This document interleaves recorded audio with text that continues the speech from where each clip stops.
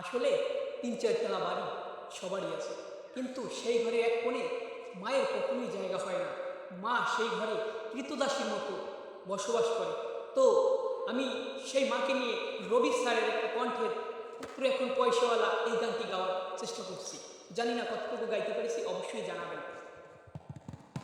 পুত্র এখন পয়সাওয়ালা, বাড়ি যে তার ৩-৪ তালা, সব তালাতে ঘর আছে, মায়ের নাই রে ঘর। বিয়ের পরে বউ আপন, মা এখন পর। বিয়ের পরে বউ আপন, মা এখন পর। পুত্র এখন পয়সাওয়ালা, বাড়ি যে তার ৩-৪ তালা। পুত্র এখন পয়সাওয়ালা, বাড়ি যে তার ৩-৪ তালা, সব তালাতে ঘর আছে, মায়ের নাই রে ঘর। বিয়ের পরে বউ আপন, মা এখন পর। বিয়ের পরে বউ আপন, মা এখন পর। মা ছেলেকে এমনভাবে যত্ন করেছেন। তো শুনুন, আর আমরা কীভাবে মাকে রাখি। মাটিতে রাখিনি পুত্র, পিঁপড়াই নিয়ে যাবে।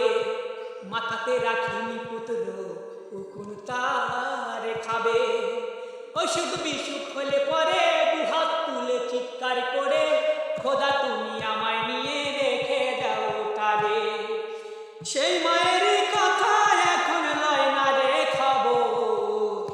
বিয়ের পরে বউ আপন, মা এখন পর। বিয়ের পরে বউ আপন, মা এখন পর। এই বাড়িতে ঠিক চাকরের যেমন কদর আছে, মায়ের তেমন কদর নেই। ও মায়ের আসতে মানা, যেতে মানা, বসতেও তার মানা। এ যুগের চলন বলো, কিছু নাই তার জানা। মায়ের আসতে মানা, যেতে মানা, বসতেও তার মানা। এ যুগের চলন বলো, কিছু নাই তার জানা। পুত্র বকে বউ বকে, এত জ্বালা সয় না বুকে। অভিশাপের কথা কবু মায়া আনে না সে মুখে। এই বাড়িতে ঠিক চাকরের কতই না কদর। বিয়ের পরে বউ আপন, মা এখন পর। বিয়ের পরে বউ আপন, মা এখন পর। আমার মন কি বলে জানেন? সবার আগে প্রত্যেকটা ঘরে মায়ের আগে ঘর হওয়া উচিত। তো আমি বলি, সব তলাতে সবার আগে হওয়া উচিত মায়েরই ঘর। সেই মায়েরই তোমরা কেন করো না কদর?